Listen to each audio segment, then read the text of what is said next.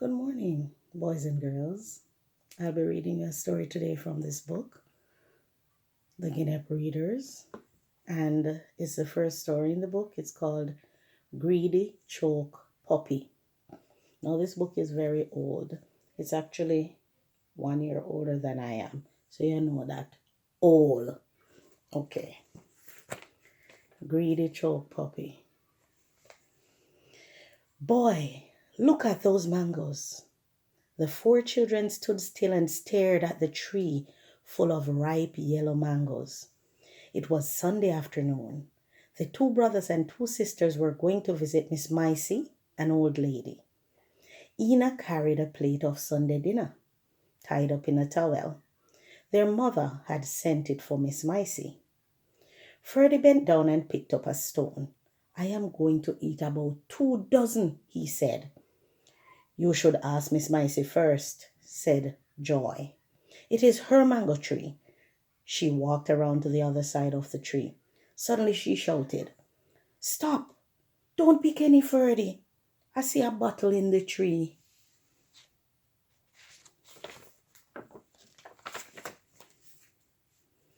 Ina ran up to her. Where? Yes, Ferdy, don't pick any. They looked up at the bottle. It was a green quart bottle full of something dark. It was tied to the branch with a dirty red string. That is obia, said Desmond, smiling.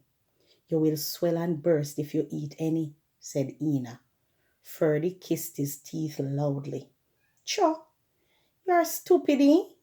How can a bottle swell you? He threw the stone and a handful of mangoes dropped and rolled. Nobody moved except Ferdy. I tell you all, Ina said, don't eat any. She turned to Joy. Come here, Joy. Let us go on to Miss Micey. I don't want to get into any trouble. By this time, Ferdy had pushed a big mango into his mouth. The yellow juice ran down his chin. He was laughing. What a sweet mango, he said. Desmond, eat one now? Desmond picked one up. He looked at it. He turned it over and looked at it again. Then he put it down. No, master, not me, he said. Ina, Joy, and Desmond walked off up the path to Miss Micey's house. As she went round the corner, Ina called back to Ferdy. Greedy choke puppy. Ferdy did not even hear her. He was just putting the 4th mango into his mouth. Miss Micey was sitting on a bench outside the door of her hut. Her old face grew bright when she saw them. Good evening, my dears, said the old lady. How is your mother? She's well, ma'am, Ina said. She sent this for you. Ina gave the plate of dinner. Lord bless her, said Miss Micey, raising her hands in the air. Lord, look down and bless her. She took the plate and put it on the bench beside her. Desmond looked at Ina. We can't stop this evening, Miss Micey, Ina said. All right, said the old lady. Tell your mother thanks and howdy for me, you hear? Yes, ma'am. Can we pick a few of the mangoes? Joy asked. Of course, my child, and take some for your mother. But the tree has a bottle in it, said Ina. The old lady laughed. Oh, that won't trouble you. Wait a little. She stood up from the bench and faced toward the bushes. She lifted her arms in the air and called out, Bottle, bottle, I'm sending somebody there. Then she laughed again. It's all right now. The bottle can't trouble you now. Thank you, ma'am, they said and ran off. When they reached the tree, they saw Ferdy sitting on the ground, leaning back against the tree. There was a big yellow pile of mango skins and seeds in front of him. This makes 2 dozen, he said. His mouth and hands were very dirty with the mango juice. They stared at him. You are going to swell and burst, Ina said. I am sorry for you, said Joy. Desmond smiled. He stood back and looked up into the tree. I think I will try one now, he said. He took one through and knocked down a big mango. He picked it up and wiped it on his shirt. He put it into his mouth. Ina and Joy watched him. He stopped. Go on, said Ina. It's all right. Miss Micey called to the bottle. If it's all right, you eat one now, Desmond said. Ferdy laughed. People can be fool, eh? Look at me. You think any old bottle can swell me? Ina kissed her teeth. Cho, you're too boasty for your own good. She turned to Desmond. Eat the mango no, boy. Desmond did not answer. He only threw the mango away hard into the bush. Ferdy laughed. He stood up and brushed his clothes. Well, I have a good bellyful now, he said. I should get a sweet sleep tonight. He patted his stomach. Then he walked off in front, stepping like a cock chicken. The others followed. When they reached home, it was dark. They had supper and went to bed. Ferdy did not eat much. Ina woke up before day. Desmond was shaking her. Quick, Ina! Ferdy is sick, he said softly. Ina jumped up. Her eyes were big and frightened. Sick? Lord God, where is Mama? She asked. She looked over at her mother's bed. Shh!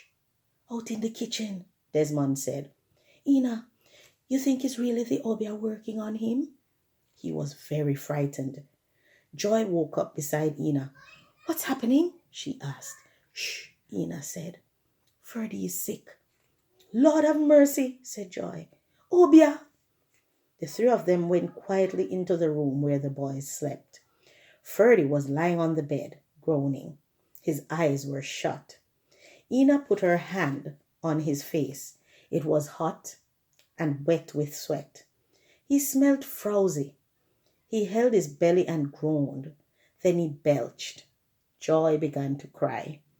Ina turned on her. Shut up your noise. You want Mama to hear? She asked. But we have to call her, Desmond said. You want him to die on us? Ina did not know what to do. If Ferdy wasn't so hardy as this wouldn't happen, she said. Now Mama is going to beat all of us. They looked at Ferdy groaning and turning on the bed. A cross voice spoke from the door. But what is going on in here? The three of them jumped around and stood in front of the bed to hide Ferdy. Joy held down her head to hide her tears.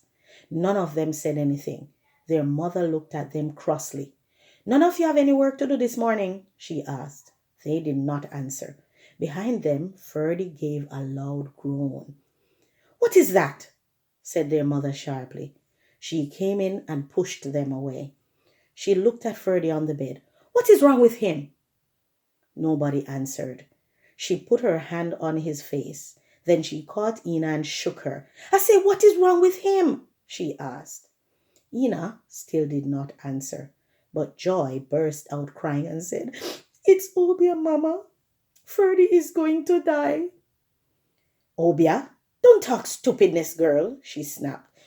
It's true, Mama, Ina said sadly. It's Obia. Her mother blazed up. If I hear that word one more time, I will give the whole of your Obia with the belt this morning. She shouted. She grabbed Desmond here. You! Tell me. It's the mangoes he ate up at Miss Micey, Ma'am, Desmond told her. The tree had a bottle in it, and we told him not to eat any, but he wouldn't hear. He twisted out of her hand. Mangoes, hey? How many mangoes? She asked. Her hands were on Ferdy's stomach, feeling it. Ferdy groaned and belched. About 2 dozen, said Desmond, and the tree had a bottle in it. While the three of them watched, their mother felt the sick boy's stomach. She looked at his eyes and his tongue. She felt his face. She did not look as if she was sorry for him. Obia, my eye, she said at last. You can eat 2 dozen mango one time and don't expect to get colic. A good dose of castor oil will soon fix your business. In fact, I better dose the whole of you this morning. You all need a good washout. The end.